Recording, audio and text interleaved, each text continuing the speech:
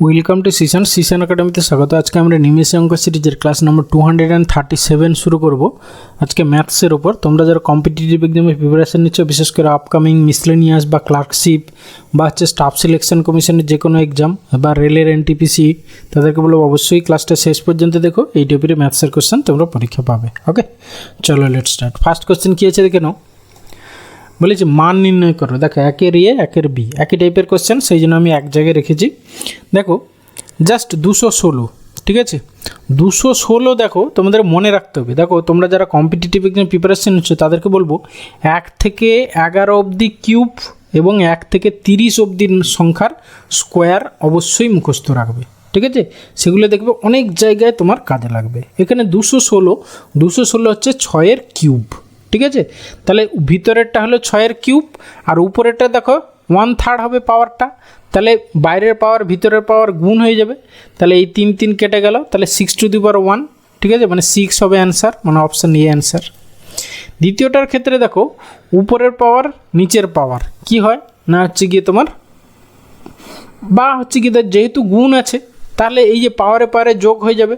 তাহলে তোমার আলটিমেটলি উপরে কত হবে, x⁻5 + 5, আর নিচেও দেখো x⁻3 + 3, ঠিক আছে? আর তাহলে x⁻0 হবে উপরে, x⁻0 মানে 1 আর নিচেও 1/1 মানে 1 হবে অ্যান্সার, মানে অপশান ডি অ্যান্সার। ওকে, এরপরে আসি কোশ্চেন নাম্বার 2। এখানেও দেখো 2-এর এ 2-এর বি বলেছে মান নির্ণয় করো বা জাস্ট সিম্পলিফিকেশান, ঠিক আছে? তাহলে আমাদের কি করতে হবে, বডমাস রুল অনুসারে আগে ব্র্যাকেটের কাজ করতে হবে, ঠিক আছে? তারপর ভাগ গুণ, তারপর বিয়োগ যোগ, এইভাবে আসবে পরপর। তাহলে আমরা প্রথমে এইটা করি ব্র্যাকেটের কাজ। তাহলে 12 দিয়ে 24 আর 6 কত 30, তাহলে 120 বাই হচ্ছে গিয়ে 30, 3×4 = 12, মানে হচ্ছে গিয়ে 4 হবে অ্যান্সার, মানে অপশান এ অ্যান্সার। এইটার ক্ষেত্রেও আমরা আগে ভাগের কাজ করতে হবে। তাহলে হচ্ছে গিয়ে 3.5, হ্যাঁ, আর এইটা হচ্ছে গিয়ে যেহেতু ভাগের কাজ তাহলে হচ্ছে গিয়ে তোমার এত ইন্টু 60 বাই হচ্ছে গিয়ে 2.5, ব্যাস। এই পয়েন্ট উঠে গেল, 5-এ কাটো, 5 5-এ 25, 5 12 60, আর হচ্ছে গিয়ে 5 7-এ 35, তাহলে 12 7-এ 84, 84 হবে অ্যান্সার, মানে অপশান এ অ্যান্সার। ওকে, এরপরে আসি কোশ্চেন নাম্বার 3। কী বলেছে, নিচের কোন সংখ্যাটি 9 দ্বারা সম্পূর্ণরূপে বিভাজ্য?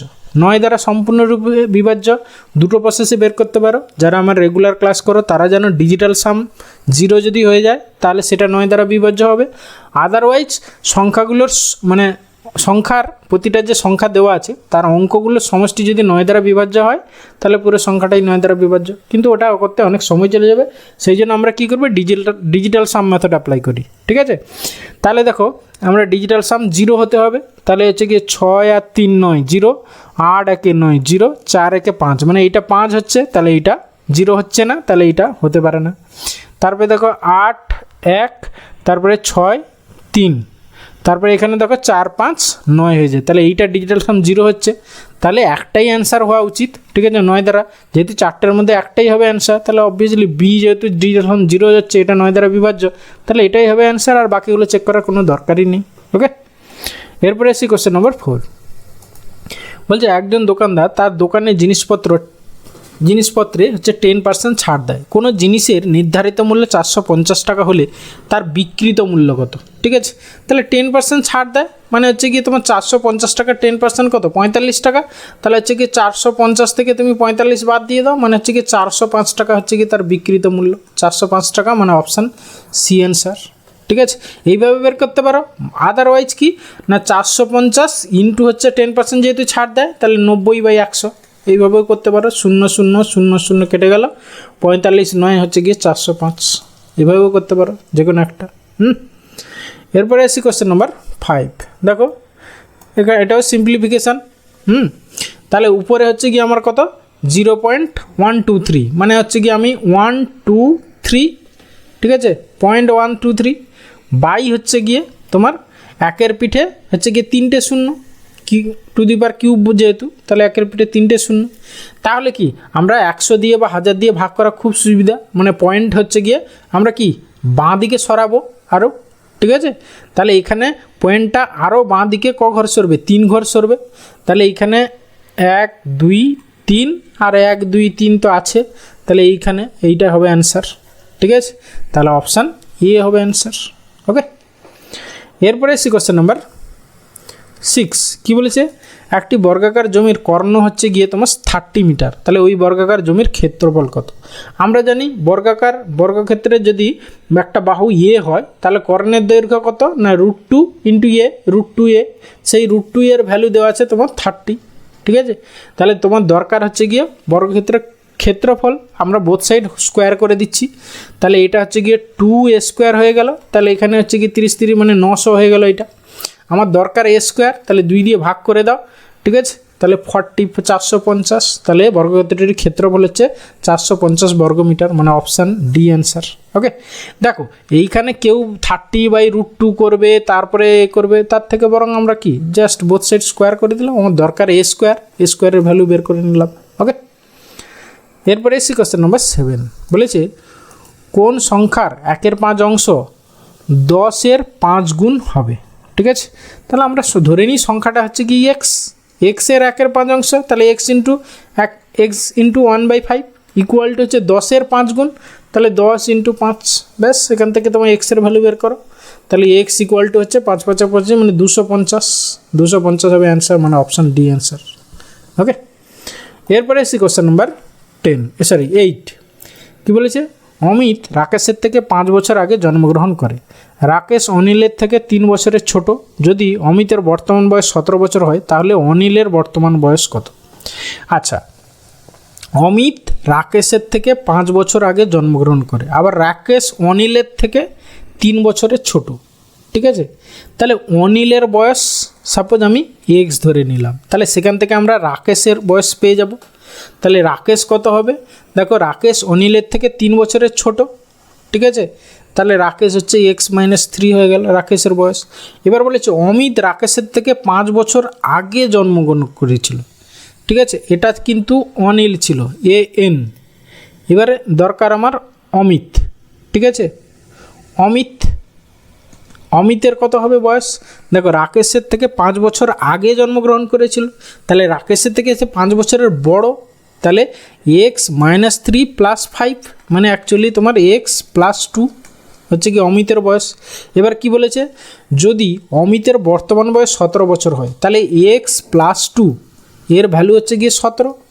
তাহলে আমাদের কার চেয়েছিল? অনিলের বর্তমান বয়স। অনিল হচ্ছে কি x বছর, তাহলে x = কত হবে? 17 - 2 মানে হচ্ছে কি 15 বছর, মানে অপশান ডি অ্যান্সার। ওকে, এরপরে এসে কোশ্চেন নাম্বার 9। বলেছে একটি পাত্রে ব্যাকটেরিয়ার সংখ্যা প্রত্যেক দিন দ্বিগুণ হয়। যদি 30শে নভেম্বর 2013 তারিখে পাত্রটি সম্পূর্ণ ভর্তি হয় তবে পাত্রটি অর্ধেক পূর্ণ হয়েছিল কবে? ঠিক আছে, মানে দেখো প্রতিদিন দ্বিগুণ হয়, তাহলে পাত্রটা ধরো সাপোজ সাপোজ সার্কুলার হয়, ঠিক আছে? তাহলে হচ্ছে গিয়ে 30শে নভেম্বর পুরো ভর্তি হয়ে গেছিলো, তার আগের দিন মানে 29শে নভেম্বর এরকম অর্ধেকটা ছিল, 30শে নভেম্বর বাকি অর্ধেকটা মানে ডাবল হয়ে গেছে, ঠিক আছে?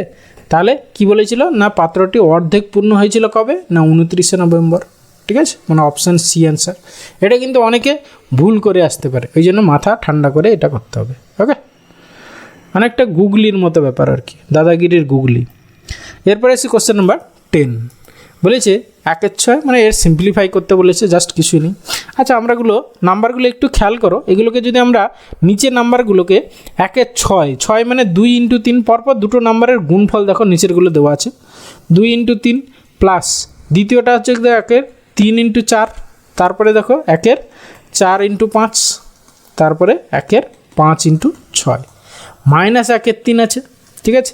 এবারে দেখো উপরেরগুলোকে আমরা প্রতিটা ডিফারেন্স কিন্তু উপরে দেওয়া আছে, 2 আর 3 ডিফারেন্স উপরে দেওয়া আছে, তাহলে আমরা এগুলোকে এইরকম করে একটু যদি লিখে নিই, 3 - 2 এটাকে 4 - 3 এটাকে হয়তো 5 - 4 এরকম লিখতেই পারি, তো 6 - 5 লিখতেই পারি। এরপরে বাই করে দাও, দেখো 3/2 × 3 করলে কি হবে না পড়ে থাকবে 1/2, তারপরটা দেখো তোমার হবে 3 কেটে যাবে, হ্যাঁ? তাহলে প্রথমটা হচ্ছে গিয়ে 3 কেটে গেল, 1/2 পড়ে থাকলো, মাইনাস 2 কেটে যাবে 1/3, তারপরে হচ্ছে গিয়ে প্লাস এরকম করে দেখো পরেরটা হবে কি তোমার 1/3 মাইনাস 1/4, ঠিক আছে, মানে এই যে দেখো 1 2 মাইনাস 1 3, 1 3 1 মাইনাস 1 4, এইরকম করে কী হবে 1 4 মাইনাস 1 5, তারপরেটা হবে 1 5 মাইনাস 1 6 হয়ে যাবে, আর মাইনাস 1 3, ব্যাস। এবার দেখো একটা বাদে একটা 1 কেটে যাবে, এইটা এইটা এইটা এইটা এইটা এইটা কেটে গেল, তাহলে পড়ে থাকলো 1 2 মাইনাস 1 3 মাইনাস 1 6, ঠিক আছে। তাহলে হচ্ছে গিয়ে তোমার 1 2 মাইনাস 1 3 মাইনাস 1 6, ব্যাস। এটাকে সিম্পলিফাই করো, এলসিএম হচ্ছে গিয়ে তোমার 6, 2 3 6, 3 2 6, 6 1 6, তাহলে আলটিমেটলি কত হলো, উপরে হয়ে গেলে 0, 0/6 মানে হচ্ছে কি 0 হবে অ্যান্সার, মানে option D answer. Okay, thank you ভিডিওটা শেষ পর্যন্ত দেখার জন্য। আশা করি ভালো লাগলো, তাহলে অবশ্যই একটা লাইক করো, বন্ধুদের সঙ্গে শেয়ার করো, আর চ্যানেলে নতুন হলে অবশ্যই সাবস্ক্রাইব করো। ওকে, ভালো থাকবে, বাই।